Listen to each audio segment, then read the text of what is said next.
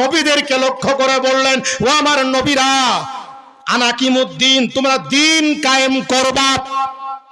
এই সূরা 13 নম্বর আয়াতে আকিমুদ্দিন, আকিমুদ্দিন মানে ধর্ম নাই, এই দিন মানে কিয়ামত নাই, এই দিন মানে হলো রাষ্ট্রীয় ব্যবস্থা, এই দিন মানে হলো আইন, এই দিন মানে হলো সংবিধান।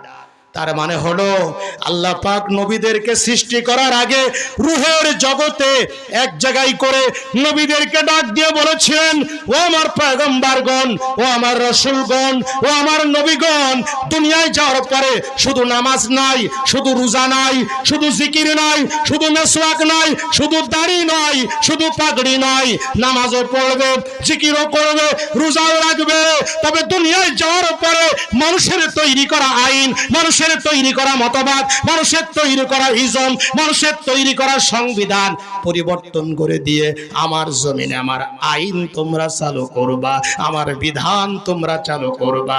তাহলে আমরা এই কোরআনের আয়াত যে কয়টা পড়লাম, সংক্ষিপ্ত পরিসরে আমরা জানতে পারলাম আল্লাহ নবীরা দুনিয়া এসেছিলেন আল্লাহর জমিনে আল্লাহর আইন কায়েম করার জন্য, আল্লাহর বিধান কায়েম করার জন্য।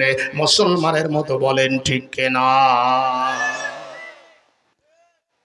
আল্লাহর নবীদেরকে আল্লাহ কেন পাঠিয়েছিলেন আর একটা আয়াতের মধ্যে আরেকটু আল্লাহ ক্লিয়ার করে বলছেন। আল্লাহ বলছে, দুনিয়া মানুষ শোনো, আমি নবীদেরকে কেন পাঠিয়েছিলাম। সূরা নাহলের 36 নম্বর আয়াত আল্লাহ রাব্বুল আলামিন বলছেন, নবী পাঠালাম কেন, শোনো শোনো, চলে যেও না, কান খাড়া করে শোনো। আল্লাহ বলছে, ওয়ালাকাদ বাআসনা ফি কুল্লি উম্মাতির রাসূলা আনি ইবুদুল্লাহ ওয়াজতানিবুত তাগুত। আল্লাহু আকবার, জোরে বলেন আল্লাহু আকবার। একটু জোরে সোরে বলার দরকার আছে কি নাই? যদি আপনারা একটু এখনই ঝিমিয়ে যান, এখনই ঘুমিয়ে যান আর চুপ হয়ে যান, পার্শ্ববর্তী রাষ্ট্রের দাদা বাবুরা কিন্তু তারা থেমে নেই, বাংলাদেশকে গিলে খাবে, বাংলাদেশের স্বাধীনতা হরণ করবে, এই জন্য তারা কিন্তু ওত পেতে বসে আছে। এই জন্য মুসলমানদের একটু হুঙ্কার দিতে হবে, জোরে বলেন আল্লাহু আকবার।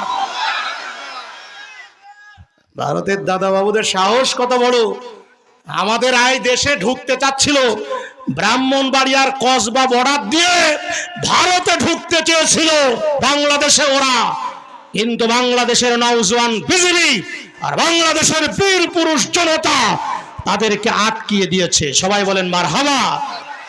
তবে তারা আসতে না পেরে মনের ঝাল মিটানোর জন্য বাংলাদেশের